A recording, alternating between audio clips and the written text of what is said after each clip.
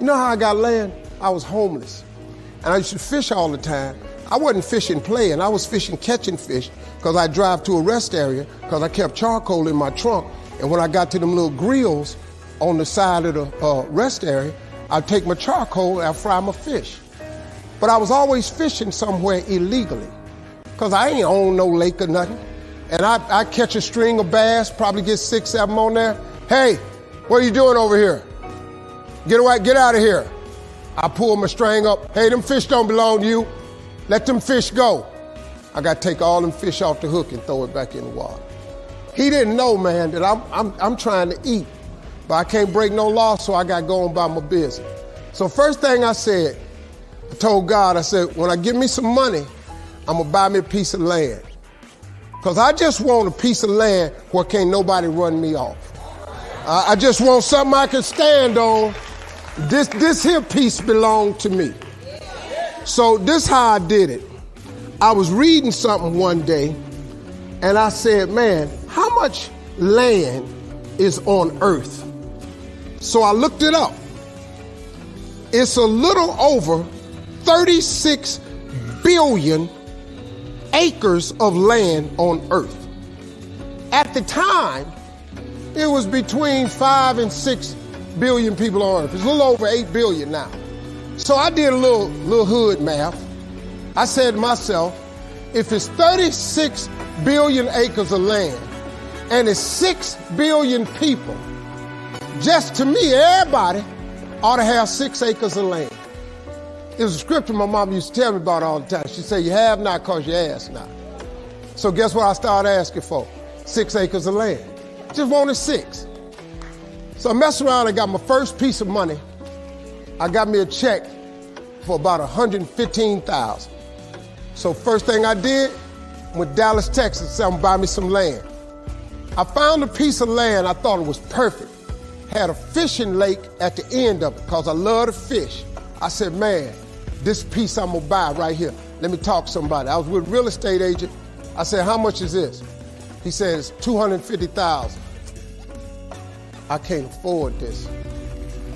So I got about 115. He said, I don't think you're gonna be able to get it for that, but I'll make a call. So he called the guy. The guy said he would take 115 now and I could pay him the rest later.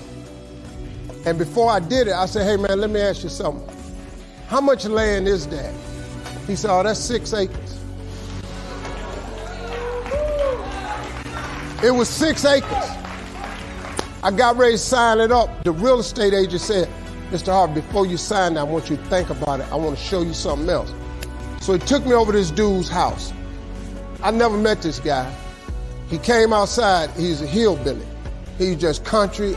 You know, I was a little nervous. Me and hillbillies don't really, we don't normally work that good together. His name was Jerry Campbell. Turned out to be one of the nicest men I ever met. I misjudged the man. He talked to me, he said, I want to show you something. And I go over there and I couldn't believe it, man. It had rolling hills on it. It had 4 lakes on it, fishing ponds. I said, man, look at this right here. How many acres is this, man? He said, 16 acres. I said, man, I can't afford nothing like that. He said, well, hold on, I'm in a tide right now.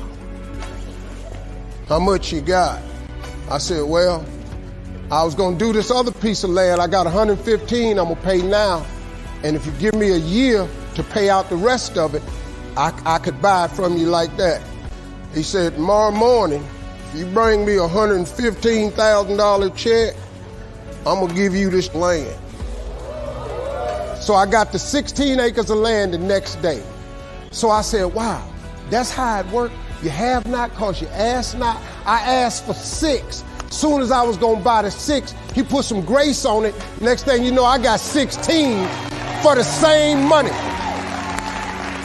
So I got to thinking, I got a couple partners in Cleveland that's locked up. They not getting out of prison. So I asked God, could I have a 6?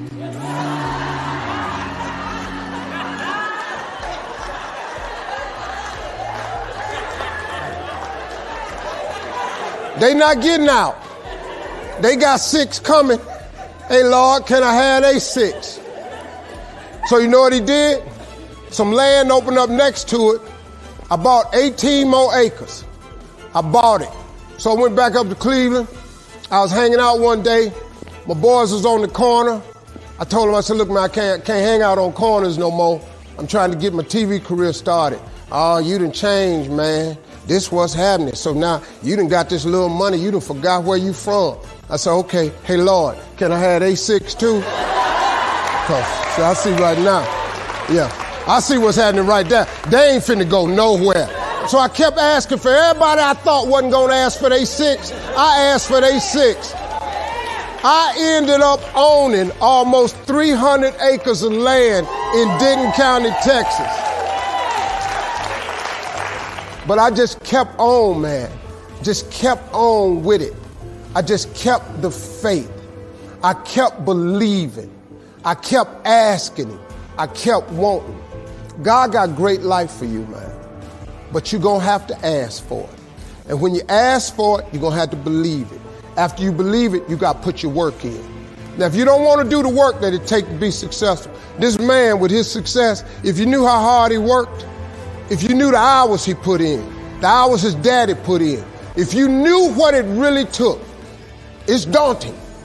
It's days, man, where you go, whoa, what is this I'm trying to do? But you got to hang in there. See, getting what you want is up to you. How you get there, that's up to God.